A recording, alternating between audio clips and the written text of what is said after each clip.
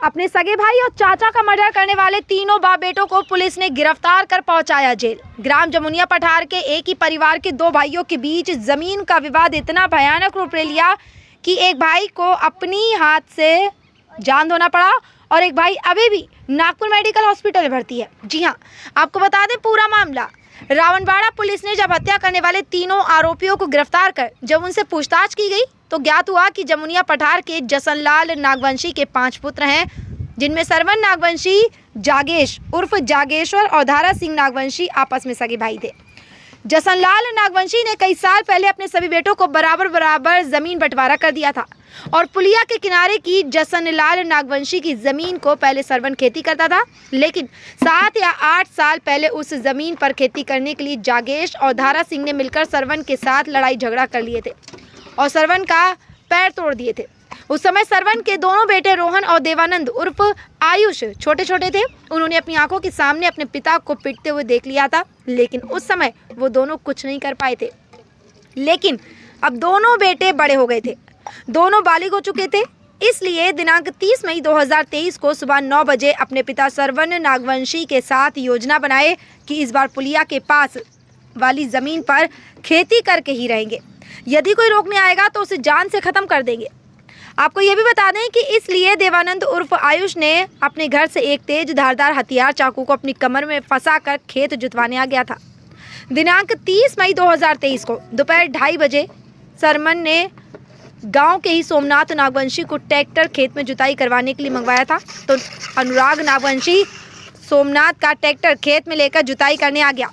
सरवन और उसके दोनों बेटे भी खेत में आकर जुताई करवाने लगे और उसी समय खेत में ट्रैक्टर चलता देख जागेश और धारा सिंह खेत में आ गए और सोमनाथ के ट्रैक्टर को खेत से बाहर निकालने को बोले, तो सरमन और उसके दोनों लड़के जागेश और धारा सिंह के साथ वहीं पास में स्थित झोपड़ी से डंडा निकालकर जान से ख़त्म करने के इरादे से मारपीट करने लगे।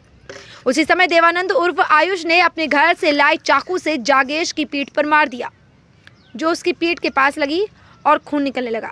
जागेश ज़मीन पर गिर गया। फिर रोहन ने डंडा उठाकर जागेश के सिर पर और पीठ पर मारा। सरमन ने धारा सिंह को डंडे से मारपीट किया और उसी समय देवानंद और आयुष ने धारा सिंह के पीछे जाकर उसकी पीठ पर और पेट पर कई बार वार कर दिए। धारा सिंह थोड़ी दूर जाकर मेड़ पर गिर गया। आपको बता दें कि मारपीट के दौरान सरवन भी गिरकर घायल हो गया था और उसके बाद वहां गांव के बहुत लोग आने जाने लगे, तो तीनों वहां से भाग गए और सरमन अपने आप को निर्दोष साबित करने के लिए वापस खेत में आकर लेट गया और अपने आप को पुलिस के सामने निर्दोष बताने लगा। इस बात की आपको यहाँ पर जानकारी दे दें कि पुलिस ने सभी घायलों को 100 नंबर से जिला अस्पताल छिंदवाड़ा पहुंचाकर भर्ती करवाया, लेकिन अस्पताल पहुंचते पहुंचते जागेश की मृत्यु हो चुकी थी और धारा सिंह की हालत खराब होने पर उसे नागपुर रेफर कर दिया गया। घटना के बाद से गांव में आक्रोश फैल चुका था। पुलिस आरोपियों के विरुद्ध अपराध क्रमांक 97/23 धारा 302, 307, 34 IPC के तहत अपराध दर्ज किया गया।